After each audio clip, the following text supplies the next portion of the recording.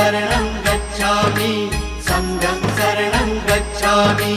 त्यागमूर्ती तू शांत चित्त तू योग रूप संसारी दया प्रेम अन मानवतेचे प्रतीक तुझी ईश्वरी सिद्धमूर्ती सिद्धार्थ गौतम सकलांचा स्वामी